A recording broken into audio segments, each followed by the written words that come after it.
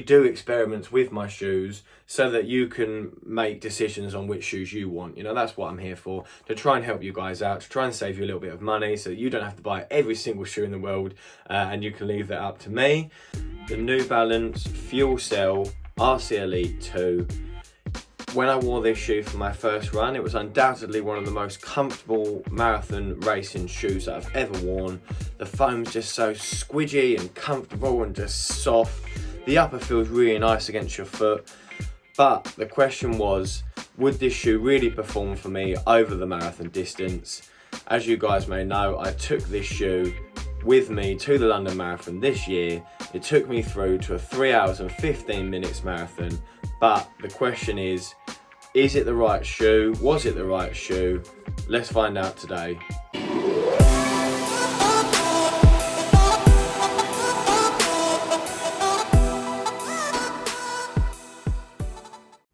Hey guys, and welcome back to the channel. So today we're going to talk about the New Balance RC Elite 2. We're just going to call it the RC Elite. Talk about this shoe in terms of its performance over the London Marathon that I did this year in 3 hours and 15 minutes. All recovered from it now. My legs are feeling a little bit better, and everything is going well. So touch wood, had no injuries, nothing like that. Back to training. If you are new to the channel today, please consider subscribing, and if you're a regular viewer or someone that's just clicked on this video today, please hit that like. It really does help this channel grow, and I really do appreciate it. And also guys, if you check the link in my description, I have included a link there to my PayPal. Any sort of donations that you can make are absolutely amazing. It's becoming increasingly difficult now with 3 kids and another kid on the way, which is amazing news, to fund all these shoes. And if you want all these shoe reviews and things like that, I'm going to need a little bit of help. If you enjoy the videos and you want to give a little bit back to Running Man Sam, then that would be absolutely amazing. If you've not already seen the video that I put up talking about how the marathon went in terms of like the splits, nutrition and just a general feeling, then check that video out. How was this shoe? It's not going to be like a full review as such. It's just going to be how this shoe was over this particular race, and how it's sort of, whether or not I think it was the right one to be wearing, or whether I would rather have worn something else. First of all, why didn't I pick the Vaporfly, the Adios Pro 2, the Metaspeed Sky? Well, we're going to go into a video soon talking about all my carbon plate racing shoes and which ones I think are the best and not so best, and why I think that. But why did I pick this? I picked this because it is the most comfortable racing shoe that I've got, in my opinion, that still has that responsiveness there, and something that I thought I could still run fast in, but was going to be seeing me through those miles at the end when you're really struggling. And it's not all about speed then, is it? It's all about speed over a 5k, a 10k for me. But marathon racing is very new for me. This was my first ever marathon race. I've done a marathon before, but it wasn't like a see how much you can do at race condition. So I didn't know how I was going to be feeling from mile 20 onwards. Obviously I've done the training for it, but I thought I don't want to be running in something that feels uncomfortable and isn't really like nursing me through the final stages. So I thought this would be a great shout. It was very close between this and the Adios Pro 1, which I also find very comfortable. I just thought this had the slight edge in terms of comfort. Did the shoe let me down in any way? And would I have rather worn a different shoe? I think the answer is no and yes at the same time. The shoe didn't let me down at all. There's absolutely nothing wrong with this shoe. I can't blame anything on the run in this shoe at all. For those of you that haven't watched the initial run review, have never run in this shoe or know much about this shoe, so the Fuel Cell midsole is extremely squidgy and very sort of soft feeling. It's very comfortable on your foot. I had been worried that maybe it was a little bit too soft, but paired with the plate, it is still quite a very flexible shoe.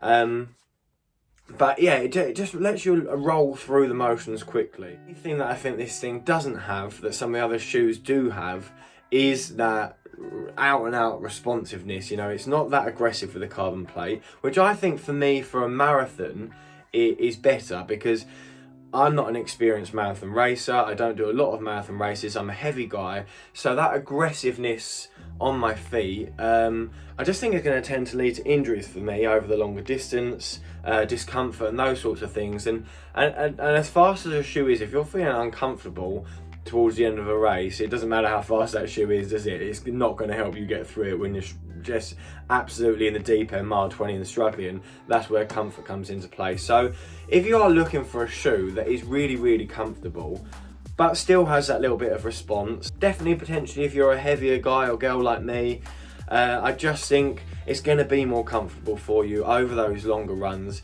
If it was a 5k, a 10k, a half marathon, I definitely wouldn't have picked this shoe. There's absolutely nothing wrong with this shoe. It's just not, I don't need that comfort for a 5k, a 10k, a half marathon. Not as much as I would crave it in a shoe, in a marathon upper.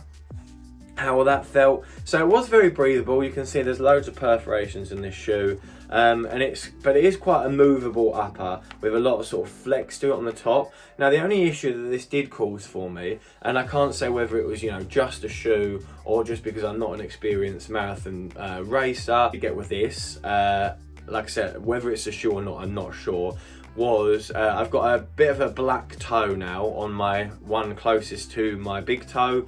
I don't think I'm going to lose the toe now. I think it's going to survive, but it's definitely black at the moment. I'm not going to show you a picture of it or a video of it because I'm sure you don't want to know. It's not really sore, so I'm not really that bothered about it, but that's the only really real thing. And the only other thing was a big blister on my left big toe at the end of it, but that didn't cause me any discomfort during the race. I didn't really even think about it until the end of the race when I took my shoes off and saw it. So yeah, I think that's pretty much it. Because it is so soft, sometimes that can work against you, can't it? Sometimes if something's a little bit soft, you do feel like maybe you have to put a little bit more into it to get more out of it, if that makes sense. So would I wear this again for a race, a marathon race?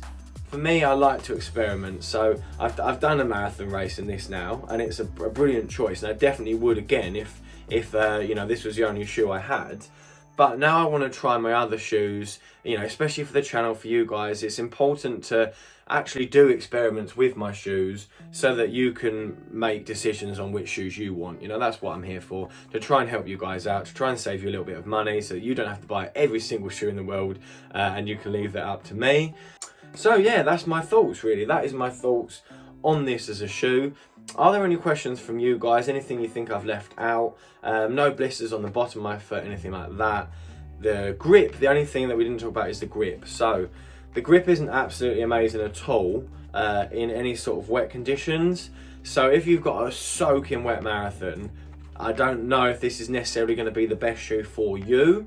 It was a little bit wet on the London Marathon, but it wasn't pouring with rain. And it was okay. If you've got any more questions about this shoe, then let me know in the comments below. As always guys, I have been Running Man Sam. This has been a super duper shoe review, and I'll see you guys in a bit.